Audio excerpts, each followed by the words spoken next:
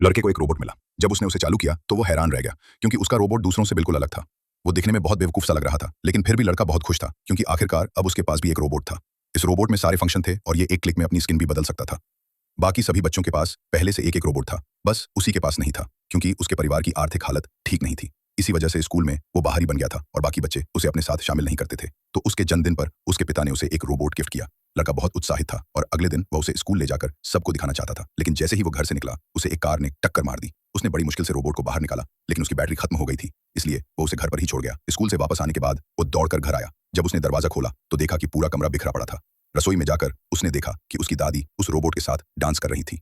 Robot चाकू से खेलने में भी बहुत माहिर था। उसके मुताबिक उसने उस दिन बहुत कुछ सीखा था, जैसे कि अंडरवियर जल सकते हैं और मुर्गे की गर्दन खींच सकती है। लड़के ने जब अपने पिता से सवाल किया तो उन्होंने सच्चाई बताई। असल में वो असली रोबोट नहीं खरीद सके, इसलिए उन्होंने एक डिफेक्टिव प्रोडक्ट ले लिया था। सच्चाई जानकर लड़का दुखी हो गया, लेकिन परिवार के पैसे बचाने के लिए वो रोबोट को लौटाना चाहता था। जब वो पार्क के पास से गुजर रहा था, रोबोट अचानक दौड़कर अंदर चला गया। लड़का डर गया, क्योंकि वो इलाका स्कूल के बदमाशों का अड्डा था। रोबोट ने उन गुंडों का ध्यान अपनी ओर खींचा, लेकिन हैरानी की बात यह थी कि उसने उन पर हमला कर दिया। जो बदमाश पहले लड़के को तंग करते थे, उन्हें रोबोट ने भगा दिया। ये देख लड़के को रोबोट अच्छा लगने लगा। पता चला कि उस रोबोट में सेफ्टी लॉक ही नहीं था, इसलिए वो हमला कर देता था। उसी समय पुलिस वहां आ गई, क्योंकि किसी ने रिपोर्ट की थी। उन्होंने रोबोट को कंपनी के पास भेज दिया। कंपनी ने यह देखकर कि रोबोट इंसानों पर हमला करता है, उसे नष्ट करने का फैसला किया। लेकिन लड़का अब उसे दोस्त मानने लगा था, इसलिए वह चुपके से डिस्ट्रक्शन रूम में घुस गया और रोबोट को बचा लिया। हालांकि वे पकड़े जाने ही वाले थे। लड़का छुप गया और उसके पास खड़ा रोबोट क्लर्क्स को ध्यान में लाने लगा। तभी लड़के को एक तरकीब सूझी।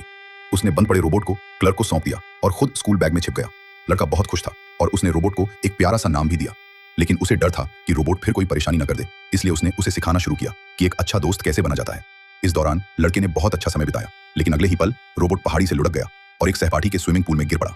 शुक्र है लड़के ने समय रहते उसे बचा लिया, लेकिन पूल में गिरते हुए उसका वीडियो ऑनलाइन पोस्ट हो गया, जिससे कंपनी को फिर से उसका पता चल गया।